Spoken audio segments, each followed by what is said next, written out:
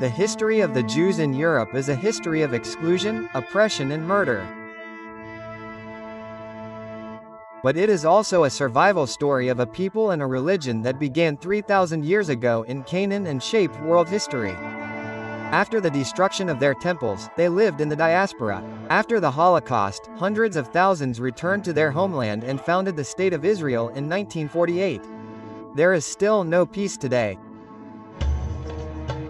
We will follow the traces of Jewish history for you and investigate the question of why Jews were repeatedly persecuted and what does Christianity have to do with it.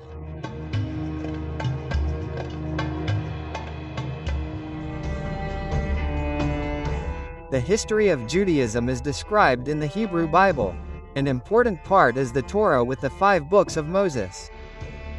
Scientists date the main biblical manuscripts to the 6th century BC. Some fragments were discovered in the caves of Qumran. These are not contemporary stories, but the result of an oral tradition that was finally written down, copied and compiled around 100 BC. The authors were not interested in writing history in the scientific sense, but in collecting and passing on religious writings. To this day, the stories are used in church services in synagogues or in Jewish teachings. Charismatic figures such as Abraham and Moses are the focus here. Abraham and Moses are narrative figures. It cannot be proven whether they are historical figures. As narrative figures, they have certain religious meanings. Abraham is the bearer of the promise. As such, he is important in Judaism, Christianity, and Islam. Moses is especially important in Judaism as the one who conveys the message. Abraham and Moses play a crucial role in the stories about the beginnings of Judaism. Even though the two probably never existed, they are an identity-forming factor for Judaism. Abraham is considered the forefather. God promised him descendants and land. Moses is known as the liberator of the people of Israel from slavery in Egypt. However, there is no clear scientific evidence as to where the people of Israel came from. However, the name Israel as a tribe can be proven archaeologically. Also, its presence in Canaan, an area on the eastern Mediterranean. David, who became king of the people of Israel, is a historical figure. He is mentioned in an inscription on the so-called Teltztehel, dated between the 9th and 8th centuries BCE. In the Bible, his rise is linked to the legend of David and Goliath. In a decisive battle, the Philistines and the Israelites faced each other. Among the Philistines was a gigantic fighter, Goliath. The young David, then still a shepherd boy, defeated him with a slingshot. In the story of David and Goliath, Goliath is described very intensively as the typical representative of Philistine culture. Highly armed, technologically superior, and the little David, on the other hand, who triumphs over him with cleverness and trust in God. David's time was marked by the loss of power of the great empires such as Egypt or the Anatolian and Mesopotamian empires. And not only the kingdom of David was created during this time, but also its neighboring states. Over time, 2 Israelite states emerged. In the south of the city of Judea with Jerusalem and in the north Israel with the capital Samaria. Between 722 and 21 BC, Samaria was conquered by the Assyrians. The Israelites had to flee. They moved south and sought protection in the temple city of Jerusalem. The temple became the central place where Yahweh, the God of Israel, was worshipped. But then the next great power, the Babylonians, appeared at the gates of the city. In 587 BC they destroyed the Jerusalem temple. 10 years later they deported the Jewish upper class to Babylon into so-called Babylonian exile. Not all of Israel went into exile. Life in Jerusalem went on after the destruction. People still lived there. A cult took place, albeit on a very modest scale. Burials continued to take place. This can be proven in the burial caves of Ketphenem. What was over, however, was the state, the Jewish state. But there was still a Jewish identity. In exile in Babylon, Judaism was confronted with a foreign superpower and culture. The Babylonian ruler Nebuchadnezzar had a huge stepped tower built in Babylon and the god Marduk worshipped. The confrontation with the Mesopotamian high culture led to a Jewish historiography that was concerned with preserving one's own identity in a foreign land. The temple cult in Jerusalem was replaced. Now Judaism changed in such a way that a cult religion became an ethical religion. The focus was no longer on the cult, but on fellow human beings. The cult community became a community of values. Instead of the sacrificial cults in the Jerusalem temple, prayers were now held in the community in the synagogues. The focus was on the Torah, the heart of the Jewish faith. The Hebrew word Torah means something like teaching or law. For Judaism, it is the order given by the God Yahweh to his people. When the Persian Cyrus I, also known as the Great, conquered Babylon with his troops in 539 BC, a time of grace and tolerance began. The exiled Jews were allowed to return. Some of them did so and rebuilt the destroyed temple in Jerusalem. Unlike with the other great powers, the Jews had very good experiences with the Persians. The time under Persian rule was a good time. The Persians were all protective powers. They guaranteed the Jewish way of life both at home and in the diaspora. But then Alexander the Great conquered the Persian Empire and Babylon. The age of Hellenism began. This led to the cultures of the East and West merging permanently. An unprecedented cosmopolitan and multicultural society emerged, which was also attractive to many Jews. When he founded Alexandria in 331 BC, a large Jewish community and synagogues were established there too. The Hebrew Bible is translated into Greek, a milestone, its name Septuagint. It refers to the translation work of supposedly 70 Jewish scholars. In the diaspora, far from home, the Jewish communities develop a great desire for autonomy. In Judea, in the old homeland, things are different. Judaism is divided in a way over the question of whether to accept Hellenism or fight it. There is a civil war over this, which is often somewhat trivialized as the Maccabean revolt. During this time, Jews are persecuted for the first time because of their religion.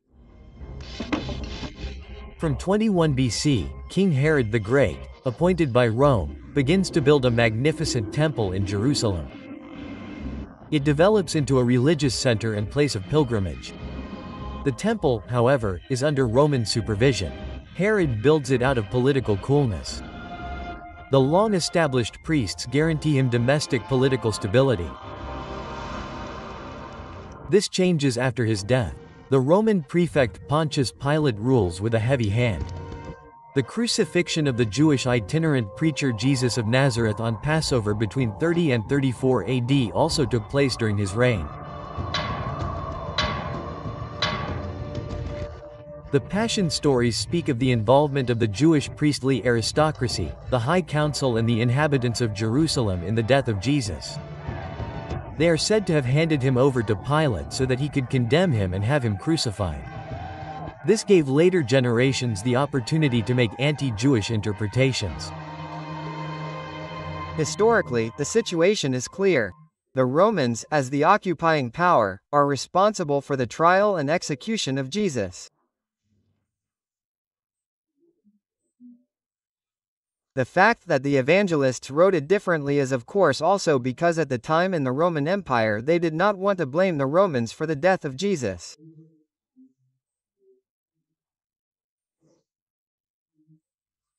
Instead, they wrote an internal Jewish argument that the elite, the upper class, had failed. After Jesus' death, his followers believed that God had raised the crucified Christ. The first Christian community was founded in Jerusalem. After that, the new faith was spread in the Roman Empire, primarily by the Apostle Paul. He renounced Jewish commandments such as circumcision and the legal observance of the Torah. Instead, he preached the gospel for all people, including Gentiles. However, he did not question God's covenant with his people Israel. For Paul, Jesus was the Messiah, or Christ, expected in Jewish tradition. In 70 AD, the Romans destroyed Jerusalem and the Second Temple built by King Herod because of Jewish uprisings. This was the turning point in Jewish history. Taxes were no longer paid to the temple, but to the Roman state. On the one hand, this was quite humiliating. On the other hand, it gave the Jews a certain legal security. Judaism did not disappear from the Holy Land. The main focus of the Jewish communities was now in the north of the country in Galilee and on the Golan Heights. There, huge numbers of synagogues were found, which were built there from the 3rd century onwards and well into the late 18th century. In the centuries that followed, Jews also settled in the Middle East, North Africa, Europe and the Iberian Peninsula. The most important thing they take with them into exile and what holds them together as a community are their writings and those of their fathers. But they are attacked and accused, especially by Christians. Although historically the death sentence was pronounced by the Romans, this fact is increasingly being pushed into the background. Instead, Jewish involvement is increasingly being emphasized and the Jews are thus blamed. In the 2nd century AD, Bishop Melito of Sardis accused the Jews of lacking the courage of God. Quote, "An unprecedented murder took place in Jerusalem." Whether Melito of Sardes really meant his fateful statements in the way that is assumed as historically disputed. What is certain, however, is that people referred to him and developed the idea that the Jews were in trouble because God had carried out his punishment on them. This makes Jew hatred, Christian. With the Roman Emperor Constantine, Christianity increasingly gained political importance and with it the power of interpretation. Deicide now became a fixed stereotype of Christian doctrine. At the Council of Nicaea in 325 AD, a Christian confession was formulated that further deepened the break with Judaism. The anti-Jewish sentiment was ultimately carried on at the level of official resolutions. The confessions determined who belonged and who did not. And here the divinity of Jesus is the point where Judaism did not come into play. Normal people, on the other hand, had contact with one another for a longer period of time. Here, too, people still celebrated together, locally, and here, too, there were still churches and synagogues next to each other in the same place. In the Roman Empire under Theodosius the Great, Christianity was declared the state religion in 380 AD and the Jews were declared pagans. Christianity now disputed the covenant that God once made with his people Israel. It had rather been passed on to the church. Citing respected church teachers such as Augustine of Hippo, the church declared the Jews to be unbelievers who consequently had to accept humiliation as a punishment from God, also because they had handed Christ over. In the 4th and 5th centuries AD, Jews were already settling all over Europe. On the Iberian Peninsula, the Sepharad, they can mostly live undisturbed under the relatively tolerant Islamic rule. In Córdoba and other cities, a golden age for Jewish culture later develops. But there were also persecutions there at times. Overall, however, Jews were able to participate much more in the culture there, and had much greater opportunities to shape it. Today, one would say that the Muslim rulers had a greater tolerance for ambiguity. They had the openness to allow the unfamiliar. Jewish life can also establish itself in the so-called Ashkenaz in Central Europe. The three Jewish communities of Mainz, Worms and Speyer, free imperial cities of the Holy Roman Empire, were considered Jerusalem on the Rhine in the early Middle Ages. Bishops and emperors promoted the settlement of Jews in the three episcopal sees. Many testimonies from this period can still be found today, bringing the history of Judaism to life. These include the walls of the old synagogue in Speyer and the Jewish ritual bath in the city center. The reason for the openness was the long-distance trade that Jews were successfully conducting at the time. The cities profited economically and culturally from the sophisticated Jews. But then came the Crusades. When Pope Benedict called for a crusade to Jerusalem in Israel in 1095 to free the Christian holy cities from the hands of the Muslims, he triggered a mass movement. Many joined in. On the way to the Holy City, Christian crusaders also passed through Speyer, Worms and Mainz.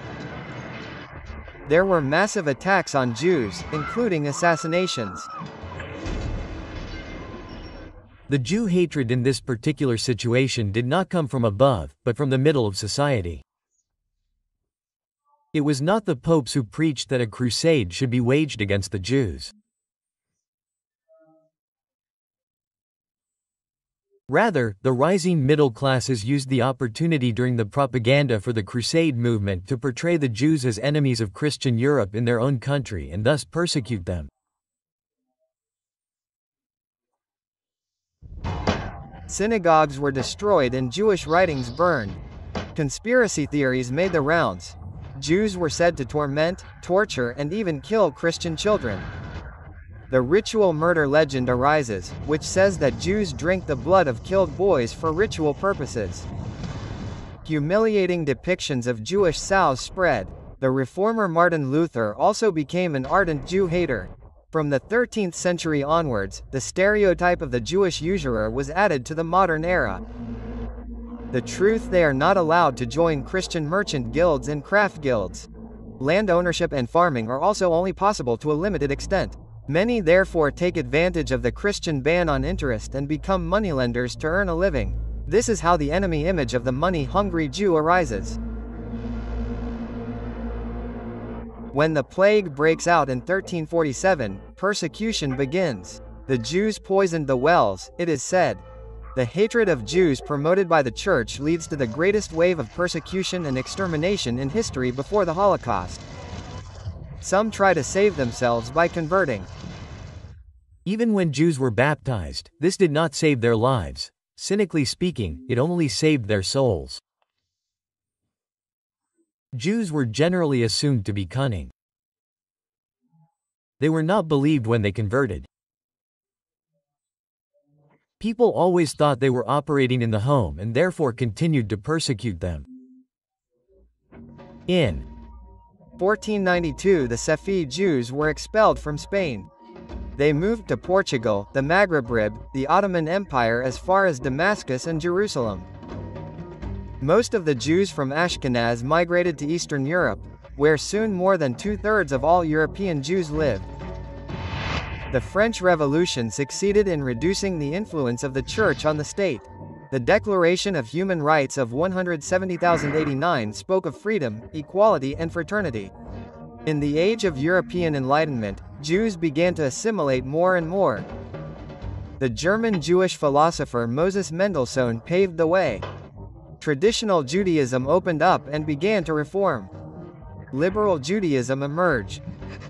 But the hostility did not stop. Above all, the burgeoning nationalism promoted hatred of Jews in Europe. In response, Zionism emerged in the late 19th century as a Jewish national movement. The head of this group was the Viennese journalist Theodor Herzl. In his program, he described the need to establish a Jewish state of their own. The goal is Zion. This means Mount Zion in Jerusalem, the place where the Jerusalem temple once stood. Herzl sees no alternative.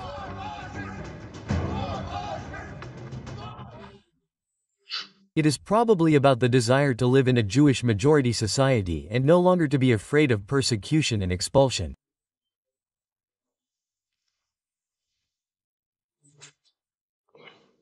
The term people is no longer just a religious metaphor, but begins to become a political reality. Thousands of Jews emigrate before the darkest chapter in the history of Judaism begins in the 1930s. When the National Socialists came to power, Hitler's racist ideology became the driving force behind government policy. The National Socialists' fighting organ, Der Stürmer, also contained Christian ritual murder propaganda. On April 1, 1933, there was a boycott of Jewish shops and other riots. In 1935, the Nuremberg Laws were passed. They were the basis for legitimizing the persecution of the Jewish population and a preparation for the Holocaust. The mass toll in human history. When it comes to anti-Semitism, the crucial bridge between ancient and modern times is the aspect of threat. Jews were not simply seen as others, as foreigners, but as people who threatened and questioned the existence of their own society. They were demonized in phases. This idea carried through to modern times, with the Jewish world conspiracy and the racial madness of the National Socialists. For survivors of the genocide, Israel became a place of refuge where they hoped to be able to live protected from persecution, hostility and murder. But the region has a complicated history. Arab population groups now also live here. When Benjamin proclaimed the State of Israel in the territory of Palestine on May 14, 1948, war ensued. To this day, there is no prospect of peace. If you are interested in history, we have linked a few videos here. And so you don't miss anything, subscribe to the channel.